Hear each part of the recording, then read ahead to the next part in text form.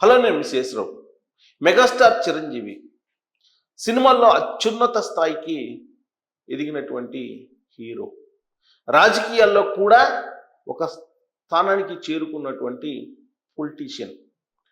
ఆయన చాలామందికి ఆదర్శం.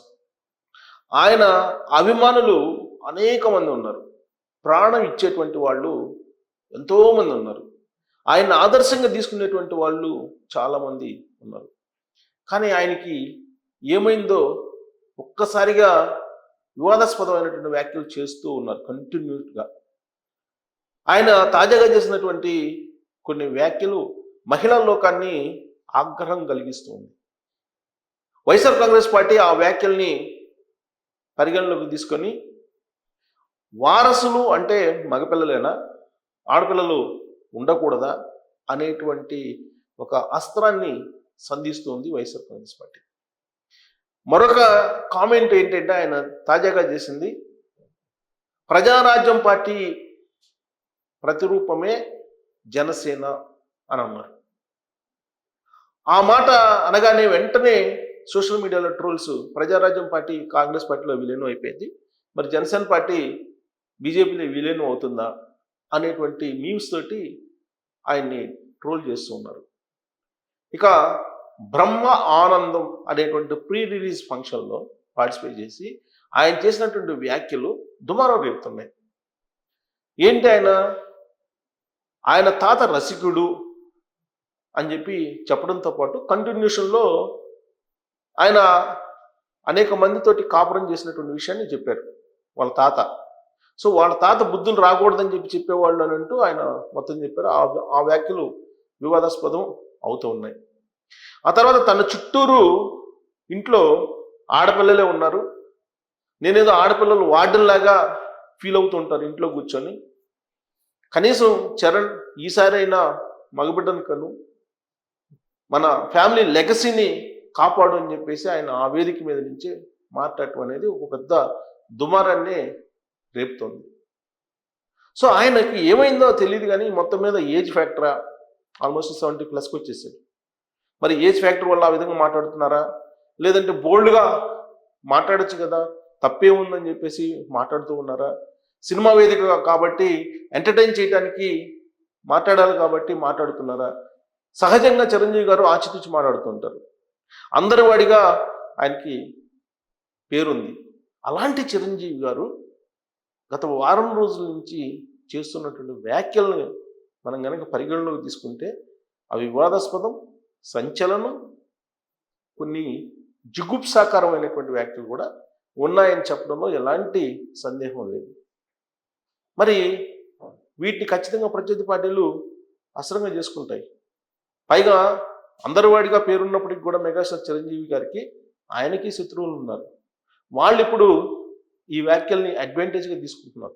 సోషల్ మీడియాలో ట్రోల్స్ చేయటంతో పాటు మీమ్స్ కూడా వదులుతూ ఉన్నారు. ఎర్రి డాష్ డాష్ డాష్ అంటూ మాట్లాడాడు ఆయన. ఆ మాట నేను కూడా అంటానికి నాకు రావట్లేదు. యాక్చువల్గా ఆయన ఎర్రి డాష్ డాష్ అన్నారు. డాష్ డాష్ అంటే మీకు తెలుసు, నేను ప్రత్యేకంగా చెప్పవసరం లేదు. అలాంటి వ్యాఖ్యలు చేసి ఇప్పుడు ట్రోల్స్కి గురవుతున్నారు ఆయన. బ్రహ్మానందం గారు ఆ మాట అనగానే నోరుకిలో చెయ్యి అడ్డం పెట్టుకున్నారు.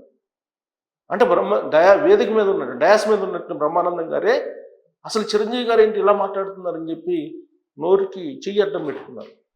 సో ఇలాంటి వ్యాఖ్యలు చిరంజీవి గారి నోటి నుంచి వచ్చాయనంటే అసలు అది ఎందుకు జరుగుతుంది, చిరంజీవి గారికి అసలు ఏమైంది అనేటువంటి కొన్ని అనుమానాలు కూడా వస్తున్నాయి. ఏజ్ ఫ్యాక్టర్ వల్ల ఆయనకి మతి తప్పిందా అనేటువంటి వ్యాఖ్యలు కూడా ఇప్పుడు సోషల్ మీడియాలో వస్తున్నటువంటి సిచ్యువేషన్.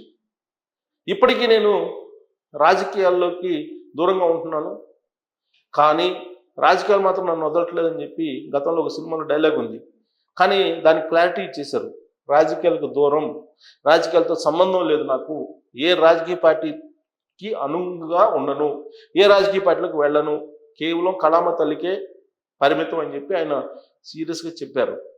అనిల్ రావుపూడి గారు కూడా ఒక కొత్త సినిమా ఆయనతో తీయడానికి రెడీ అవుతున్నారు. బ్రహ్మ ఆనందం అనేటువంటి ప్రీ రిలీజ్ ఫంక్షన్లో అనిల్ రావుపూడి డైరెక్టర్ ఆయన కూడా పక్కనే ఉన్నారు. చిరంజీవి గారు మాట్లాడుతున్నప్పుడు ఆయన కూడా ఆశ్చర్యానికి గురయ్యారు. ఆయన చేసినటువంటి వ్యాఖ్యలను విన్న తర్వాత చిరంజీవి గారు ఏమన్నారనేది నేను వీడియో ఉంది కానీ ఆడియో వినిపిస్తాను. కొన్ని 1, 2, 3 నేను చూపిస్తాను. మిగతావి ఉన్నాయి బట్ అవి నేను రివీల్ చేయదలుచుకోలేదు. ఇప్పుడు నా దగ్గర అందుబాటులో ఉన్నాయి చెప్తున్నాను, నేను వినిపిస్తాను ఆడియో, అది ఒకసారి మీరు వినొచ్చు. ఆయన నెల్లూరు వాసి కానీ మొగల్తూరులో సెటిల్ అయ్యి అక్కడ స్టేట్ ఎక్సైజ్ ఇన్స్పెక్టర్ రిటైర్ అయ్యారు. అండ్ ఆయన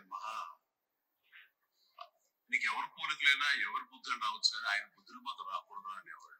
అది ఎందుకంటే ఆయన రసికుడు. వాళ్ళ తాత గురించి చెప్తున్నాడు, రసికుడు అని. ఇంట్లో ఉండేవాళ్ళు నాకు 2 అమ్మమ్మలు. వీళ్ళిద్దరి మీద అలిగితే 3వ వ్యక్తి ఎవరు ఒక అన్ని కోల్పోయిన ఒక వ్యక్తి అని ఒక జాలి పనేది ఆవిడ దగ్గర అయ్యారు. అలా 3 మనకు తెలిసి 4, 5 ఉన్నాయో మనకు తెలియదు. నువ్వు ఈ ఫిలిం ఇండస్ట్రీకి వెళ్తున్నావు, అవకాశాలు ఎక్కువ ఉంటాయి, జాగ్రత్త. ఆయన మాత్రం ఆదర్శంగా తీసుకోవాలి. నేను తీసుకోలేదమ్మా. సో చిరంజీవి గారి తాతగారికి 2 భార్యలు ఉండేవాళ్ళట. మళ్ళా 3వ లేడీ ఎవరో ఉంటే మానవీయ కోణం నుంచి ఆలోచించి ఆవిడకి కూడా దగ్గర అయ్యాడంట. మరి 4 ఉన్నాయో లేదో తెలియదు కానీ అని చెప్పి చెప్తున్నారు. దీన్ని ఇప్పుడు ట్రోల్ చేస్తూ ఉన్నారు సోషల్ మీడియాలో. ఈ బుద్ధులు పవన్ కళ్యాణ్ గారికి వచ్చినాయి అని చెప్పేసి వైఎస్ఆర్ కాంగ్రెస్ పార్టీ సోషల్ మీడియాలో వైరల్ అవుతున్నటువంటి ఒక న్యూస్ ఇప్పుడు. సో చిరంజీవి గారు మరి ఇలాంటి వ్యాఖ్యలు ఎందుకు చేశారు అనేది ఒక పెద్ద క్వశ్చన్గా ఉంది ఎవరికి, అభిమానులకు కూడా. జనరల్గా మాట తోలరు ఆయన, మరి ఆయనే మాట తూలేరు అని అంటే విచిత్రమైనటువంటి పరిణామం అని చెప్పి చర్చించుకుంటున్నారు. ఇవి కాకుండా ఇంకా కొన్ని వ్యాఖ్యలు కూడా చేశారు ఆయన. అది రాధాకృష్ణ నాయుడు వాళ్ళ తాత పేరు, అది చెప్పారు. రాధాకృష్ణ నాయుడు పేరు. ఆయన ఇంకోటి కూడా ఎర్రి డాష్ డాష్ అనేది మొహం పెడతారు కదండి, ఎరుపు మొహం పెడతారు కదా, రెడ్ ఫేస్ పెడతారు కదండి. ఆ రెడ్ ఫేస్ అతనికి త్రోట్ అలా ఫిక్స్ అయిపోయింది. ఆ ఫ్లైట్ ఎక్కడో ఎయిర్ హోస్టెస్ చుట్టూ ఎన్ని కొత్త. అది ఇప్పుడు మీమ్స్ లో మొహం పెడతారు కదండి, ఇది ఆయన ఉపయోగించినటువంటి పదజాలం.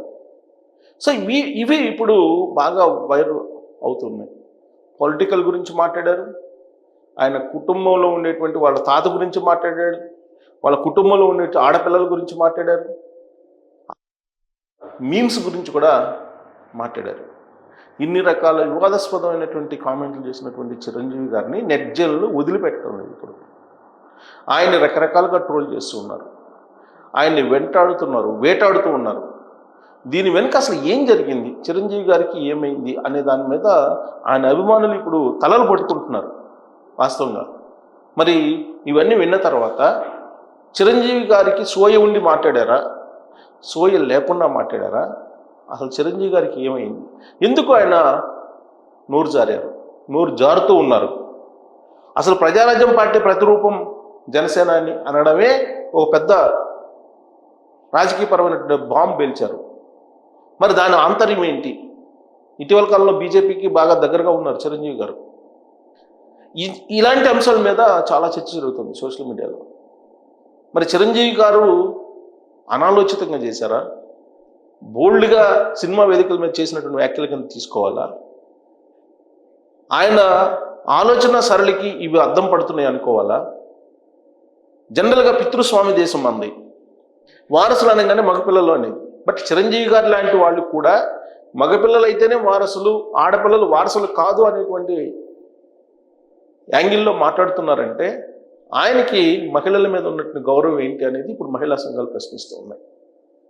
మరోవైపు ఉపాసన కోడలు, ఆవిడ పారిశ్రామికవేత్త, విజయవంతమైనటువంటి ఎంటర్ప్రెన్యూర్, అలాగే మానవీయ కోణం నుంచి అపారమైనటువంటి సేవ చేసేటువంటి కోడలు ఉపాసన. మరి ఆయన వారసత్వం లెగసీని ఉపాసన కాపాడలేదా అనేటువంటి ఒక వర్షన్ని ఇప్పుడు వైఎస్ఆర్ కాంగ్రెస్ పార్టీ తీసుకొస్తుంది. ఆ తీసుకొస్తున్న వాళ్ళు ఎవరో కాదు, వైఎస్ఆర్ కాంగ్రెస్ పార్టీ అధికార ప్రతినిధిగా లేటెస్ట్గా ఎంపికైనటువంటి శ్యామల, ఆవిడే ప్రెస్ మీట్ పెట్టి అడుగుతున్నారు చిరంజీవి గారిని, ఇలాంటి పరిస్థితి చిరంజీవి గారికి ఎందుకు వచ్చింది అనే దాని మీద మీరు కామెంట్ చేస్తూ ఆయన చేసినటువంటి వ్యాఖ్యల్లో మీకు అనిపించింది ఏందనేది కూడా తెలియజేయచ్చు. Thank you very much.